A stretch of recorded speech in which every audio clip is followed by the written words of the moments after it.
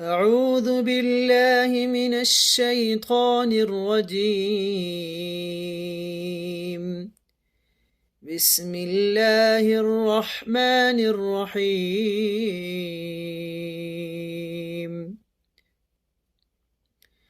ثم اجتباه ربه فتاب عليه وهدى.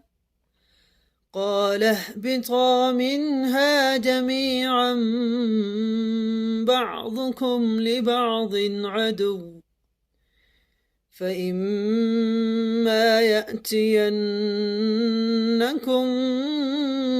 مني هدى فمن اتبع هداي فلا يضل ولا يشقى. ومن أعرض عن ذكري فإن له معيشة ضنكا ونحشره يوم القيامة أعمى. قال رب لم حشرتني أعمى وقد كنت بصيرا. قال كذلك أتتك آياتنا فنسيتها وكذلك اليوم تنسى.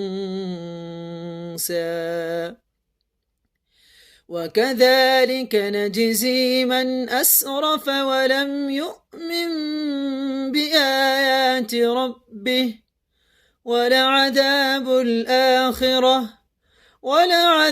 الآخرة أشد وأبقى. أفلم يهد لهم كم أهلكنا قبلهم من